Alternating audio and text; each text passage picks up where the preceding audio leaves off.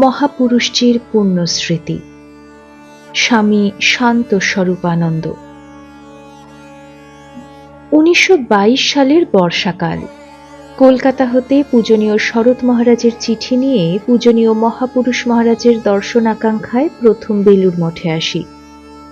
অন্তরে ভয়, মহাপুরুষ মহারাজের সঙ্গে ব্যবহারের আচার নিয়ম কিছু জানা নেই, কি ভুলভ্রান্তি করে বসি। যা হোক, বেলুড় মঠ দেখে খুবই ভালো লাগলো। বড়ই শান্তিপূর্ণ স্থান, খুবই পুণ্যভূমি বলে বোধ হলো। সৌভাগ্যক্রমে মঠ বাড়িতে এসে নিচেই মহাপুরুষ মহারাজের সঙ্গে দেখা হলো। দিব্যকান্তি পুরুষ, মুখে যেন একটা আভা খেলছে। মঠ ভূমিতে সকালবেলা পাদচারণ করে তিনি সবে মাত্র ফিরে এসেছেন। একটা খুব প্রসন্ন ভাব তার সর্বাঙ্গে পরিস্ফুট। ভূমিষ্ঠ হয়ে প্রণাম করলাম এবং শরৎ মহারাজের চিঠিখানা তাঁর হাতে দিলাম। তিনি খুলে পড়লেন ও বললেন, দীক্ষা নেবে? আচ্ছা, হবে। পরের দিন তৈরি হয়ে আসতে বললেন। আমার উৎকণ্ঠা অনেক পরিমাণে লাঘব হলো। তখন মঠে প্রসাদ পেতে হলে মহাপুরুষ মহারাজের অনুমতি নিতে হতো। আমি একটু ইতস্তত করে প্রসাদ পাবার অনুমতি চাইলাম। আমার সংকোচ দেখে তিনি তখন একটু হেসে রহস্য করে বললেন, কোথায় খাবে এর এখন সে চিন্তা হয়েছে, তা এখানেই প্রসাদ পাবে। এরপর রাত্রিবেলাও মঠে থাকবার অনুমতি দিলেন। এই আমার প্রথম মহাপুরুষ মহারাজকে দর্শন। একটা অপূর্ব ভাব নিয়ে কলকাতায় ফিরলাম। শরৎ মহারাজ ও মহাপুরুষ মহারাজকে দেখে কেবলই মনে হতে লাগলো, এমন অতিমানব মহাপুরুষরাও তাহলে এ জগতে বাস করেন। তাঁদের জীবন মাহাত্ম্য অল্পই বুঝেছিলাম, তবু তাঁরা যে সাধারণ মানবভূমির ঊর্ধ্বে তা তাঁদের দেখে মনে খুব দৃঢ় মূল হয়ে গিয়েছিল। সেবারে তাঁর কৃপা লাভ করে ফিরে যাই। এর বৎসর তিনেক পরে পুনরায় আসি, এবার মঠে যোগদানের জন্য। মহাপুরুষ মহারাজ দয়া করে আমায় মঠে গ্রহণ করেন এবং কলকাতায় একটি শিক্ষা কেন্দ্রে বাস করার জন্য পাঠান। সেখান হতে প্রায় মঠে যেতাম এবং তাঁর শ্রীচরণ দর্শন ও আশীর্বাদ লাভ করে ধন্য হতাম। সকাল বিকাল বহুদিন তাঁর ঘরে অন্য অনেকের সঙ্গে বসে তাঁর উপদেশ বাণী শুনেছি ও অপূর্ব প্রেরণা নিয়ে ফিরে গিয়েছি। শ্রী শ্রী ঠাকুরের উপর তাঁর একান্ত নির্ভর ও আত্মসমর্পণ সব সময়ই তাঁর কথায় ফুটে উঠত। এমন আত্মভোলা শ্রীরামকৃষ্ণগত প্রাণ পুরুষের দর্শন আধ্যাত্মিক জগতের কত নূতন সত্যের দ্বার মনের সামনে খুলে দেয়। একবার শ্রী রাজা মহারাজের জন্মতিথি উৎসবের কথা মনে পড়ে। এইসব উৎসবে তখন শুধু খুব নিকট ভক্তদেরই সমাগম হতো এবং মঠে খুব একটা আধ্যাত্মিকতার ভাব গম গম করত। অতি প্রত্যুষে স্নান সেরে কিছু ফুল সংগ্রহ করে আমরা মঠে এসেছি। ঠাকুর ঘরে প্রণাম করে মহাপুরুষ মহারাজকে প্রণাম করতে গেছি তাঁর ঘরে। আরো অনেকে উপস্থিত। তিনি বললেন, আজ মহারাজের জন্মদিন, খুবই পুণ্যদিন। মহারাজই তো আমাদের মঠ মিশনের চিরদিনের প্রেসিডেন্ট। আমি কে? ভরত যেমন রামচন্দ্রের পাদুকা সিংহাসনে রেখে রাজ্য পরিচালনা করেছিলেন, আমিও তেমনি মহারাজের পাদুকা মাথায় করে তাঁরই কাজ চালাচ্ছি। তিনি প্রেসিডেন্ট। শিব সম নিরভিমান পুরুষের কথা শুনে মনে হলো তিনি যা বলেছেন তা তাঁর অন্তরের ভাব এবং এই দিন ভাব নিয়ে তিনি প্রেসিডেন্টের কাজ করছেন। তিনি প্রেসিডেন্ট বটে, কিন্তু তার মন এর বহু ঊর্ধ্বে বিচরণ করত। অভিমান, অহংকার, পদগৌরব সেখানে পৌঁছতে পারে না। একটি ঘটনা বিশেষ করে মনে পড়ছে। খুব সম্ভব 1930 সাল হবে। আমার পরিচিত একটি ছেলে আসামের কাছাড় জেলা থেকে এসেছে দীক্ষা প্রার্থী হয়ে। মহাপুরুষ মহারাজের কাছে দীক্ষা গ্রহণ করবে, কিন্তু তাকে পূর্বে চিঠিপত্রাদি কিছু লেখেনি। আমি নানা কাজে একান্ত ব্যস্ত থাকার দরুন তাকে সঙ্গে করে মঠে নিয়ে যেতে পারিনি। আমার এক বন্ধু মহাপুরুষ মহারাজের সেবক ছিলেন। তাকে এই ছেলেটির দীক্ষার ব্যবস্থা করতে অনুরোধ করে একখানা চিঠি লিখে ছেলেটির হাতে দিয়ে বললাম, তুমি চিঠিখানা অমুক মহারাজের হাতে দেবে, তিনি সব ব্যবস্থা করবেন। সেবক ছেলেটিকে মহাপুরুষ মহারাজের কাছে নিয়ে গিয়ে আমার লিখিত চিঠি তাকে পড়ে শোনালেন। এদিকে ভক্তটি ইতোমধ্যে মহাপুরুষ মহারাজের সামনে এমন এক নীতি গর্হিত ব্যবহার করে বসল, যাতে তিনি তার ওপর বিরক্ত হয়ে তাকে বললেন, যে তোমাকে চিঠি দিয়ে পাঠিয়েছে তাকে নিয়ে এসো, তারপর দীক্ষার কথা ভেবে দেখব। তিনি কোনো অভদ্র আচরণ কখনোই পছন্দ করতেন না। হাব ভাব আচার আচরণে ভদ্রোচিত ব্যবহারই তার সম্মত ছিল।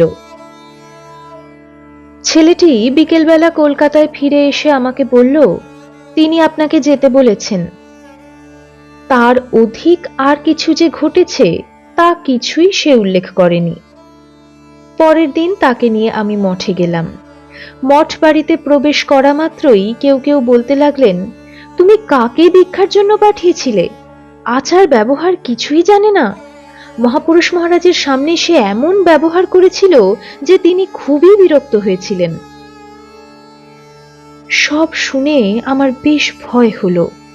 বুঝলাম দীক্ষা তো হবেই না, উপরন্তু আমার ভাগ্যেও অনেক গালমন্দ আছে। যা হোক, ভয়ে ভয়ে ছেলেটিকে নিয়ে তার ঘরে ঢুকে তার পদপ্রান্তে প্রণত হলাম। তিনি নির্বিকার পুরুষ, সস্মিত মুখে আমাদের গ্রহণ করলেন। পূর্বদিনের কথা কিছুই বললেন না। আমি কিন্তু সাহস করে দীক্ষার কথা পুনরায় উত্থাপন করতে ভরসা পেলাম না। ঘর থেকে বাইরে আসার পর তাঁরই প্রধান সেবক দীক্ষার কথা উঠায়নি শুনে বললেন, আবার গিয়ে দীক্ষার কথা বলো। ওদের গালমন্দ আশীর্বাদ তুল্য, আমাদের শিক্ষার জন্যই তারা গালাগাল দেন।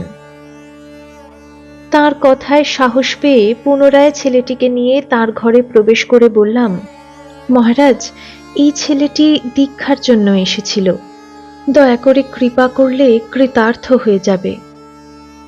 তিনি অমনি বললেন, দীক্ষা? তা আগামীকাল তাকে স্নান করে আসতে বলো, দীক্ষা হয়ে যাবে।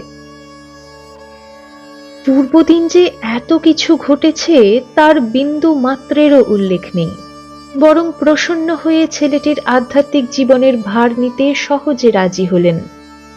আমি কল্পনায়ও তা ভাবতে পারিনি। পরে বুঝলাম, প্রবাদ যে আছে, সাধুর রাগ জলের দাগ, তা মাত্র কথার কথা নয়, অক্ষরে অক্ষরে সত্য। এরা সংস্কারমুক্ত মহাপুরুষ, কোনো সংস্কারই এদের মনে রেখাপাত করতে পারে না। উদাসীন পুরুষ কারো হাজার গর্হিত আচরণও মনে করে রাখেন না। ক্ষমাই এদের স্বভাবগত। ছেলেটি পরের দিন দীক্ষা লাভ করে মহানন্দে ফিরে গেল। অনুরূপ আরেকটি ঘটনা ঘটতে দেখেছিলাম। বেলুর মঠে শ্রী শ্রী ঠাকুরের জন্মতিথি পূজা।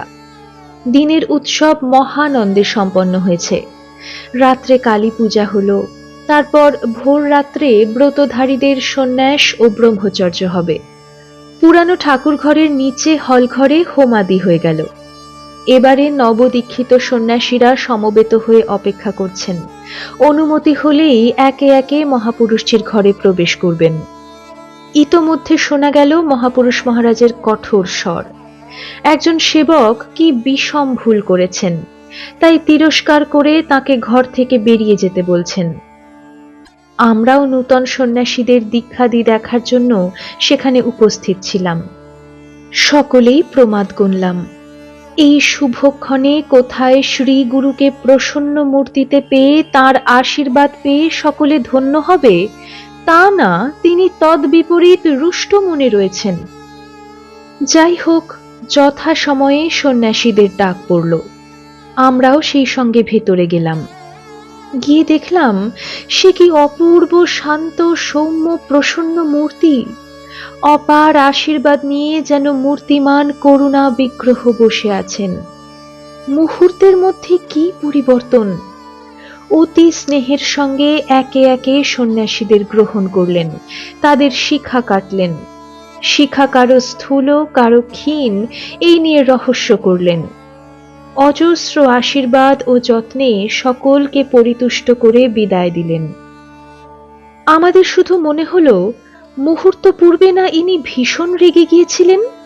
কোথায় গেল সে রাগ? এরা লোকশিক্ষার জন্য ক্রোধের ভান মাত্র করতেন। প্রেমময় ভগবানই এদের সমগ্র মন প্রাণ জুড়ে বসেছিলেন। মহাপুরুষদের অন্তরের অন্তঃস্থলে ক্রোধ, দ্বেষ কিছুই নেই। কেবল একটা প্রয়োজন বোধে কৃত্রিম আবরণ সময় সময় গ্রহণ করেন মাত্র। কাজ হয়ে গেলে আবার তৎক্ষণাৎ তা মিলিয়ে যায়। উপরের তরঙ্গ উঠলেও সমুদ্রের অতল গভীরে সদাই শান্ত। শ্রীমদ্ ভাগবতে মহাপুরুষদের লক্ষণ সব লিপিবদ্ধ আছে। তার মধ্যে একটি হচ্ছে, মুনিহি প্রশান্তঃ গম্ভীরঃ দুর্বিগাহ্যঃ দুরাত্যয়ঃ। মহাপুরুষ মহারাজের মৌনও ছিল তেমনি।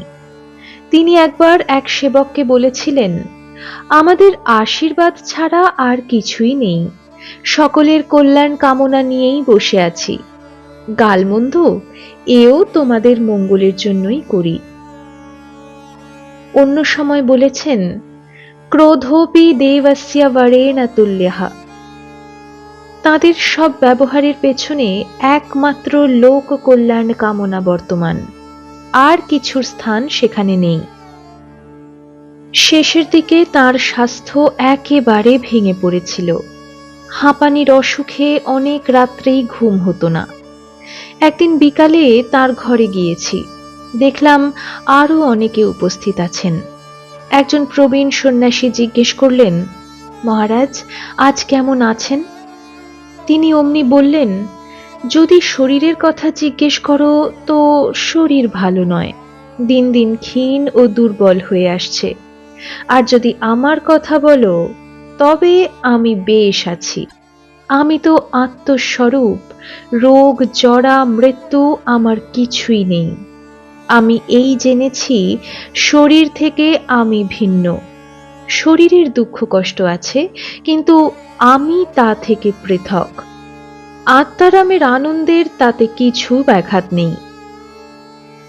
শুনে আমাদের মনে হলো যেন উপনিষদের ঋষি তার আত্মানুভূতির কথা বর্ণনা করছেন, আর আমরা সব সেই প্রত্যক্ষ উপলব্ধির কথা তার মুখে শুনছি।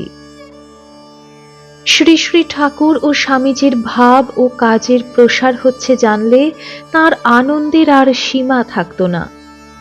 আমি যে কেন্দ্র থেকে কাজ করতাম, তার কাজের প্রসার হওয়াতে প্রতিষ্ঠানটিকে স্থানান্তরিত করে নিজস্ব বাড়িঘর প্রস্তুত করবার জন্য এক ধনাঢ্য ব্যক্তি কলকাতার উপকণ্ঠে একখণ্ড বড় জমি দান করেন। দানপত্র রেজিস্ট্রি হবে। ওই কেন্দ্রের মহন্ত দানপত্রটি নিয়ে মহাপুরুষ মহারাজের আশীর্বাদ ভিক্ষা করতে আমায় বেলুড় মঠে পাঠালেন। অপরাহ্নে তার বিশ্রামের পর ঘরে ঢুকে আমি সব কথা তাকে নিবেদন করা মাত্র অপার আনন্দের সঙ্গে তিনি অজস্র আশীর্বাদ বর্ষণ করলেন। আমিও তার এই প্রসন্নতার সুযোগ পেয়ে আমার মাথায় হাত দিয়ে আশীর্বাদ করবার জন্য তাকে প্রার্থনা জানালাম। অশেষ করুণায় তিনি তাই করলেন এবং এই আশ্বাসবাণী উচ্চারণ করলেন, তোর হবে, তোর হবে। তার সেই আশীর্বাদই চিরদিন জীবনের সম্বল হয়ে রয়েছে।